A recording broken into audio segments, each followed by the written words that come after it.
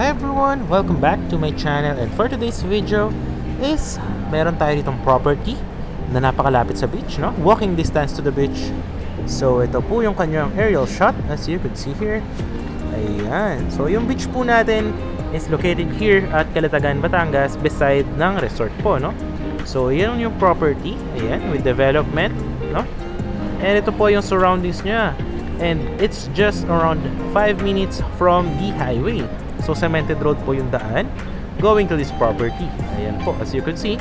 And going to bayan po ng Calatagan is napakalapit lang din po siya to the markets, bilihan ng mga everyday needs, no? And here, kung makikita nyo, ito po yung kalakihan ng beach dito po sa Batangas, no? So malapit po ito sa Little Boracay. Na sikat po dito po sa may Batangas, Calatagan. Ayan po yung property, as you can see on the red arrow. And ito po, yung pinapakita ko ngayon is yung concrete road papunta sa may property. So this one will have a guardhouse, and then there will be lines for electricity and water, perimeter fences, mga drainages po, and concrete roads na malalaki po. Merong mga 10, 8 meters, and 6.5 meters, no? And as you can see, ayan po, meron pong resort sa tabi po niya. And here guys, kung makikita nyo po, ayan po yung beach, no? Na napakaganda rin po. And meron po dyang mga sandbar, no? Na malapit. So dito po sa resort is meron pong 20% discount yung mga lot owners, no? If they want to go inside of it, no?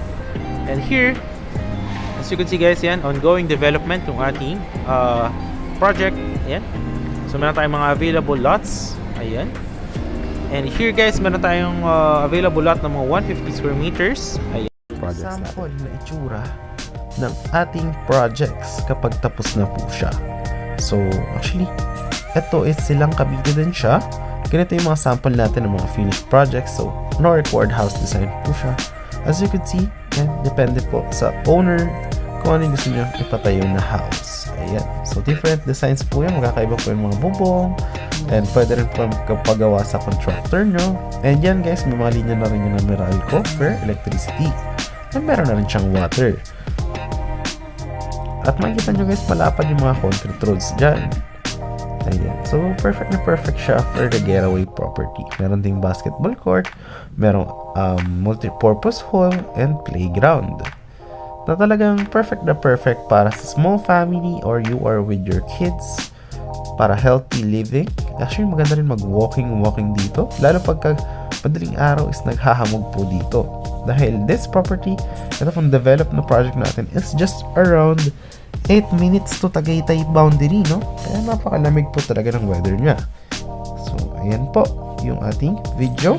Maraming salamat sa panonood. If you were interested, message nyo lang ako on my Viber or WhatsApp. Ayan po. Or if you are actually happy in this video, kindly hit yung ating subscribe button. And syempre, share more into other people. Baka naman magkaroon tayo ng other properties na magustuhan ninyo. So yun lamang po. Maraming salamat sa panonood and God bless.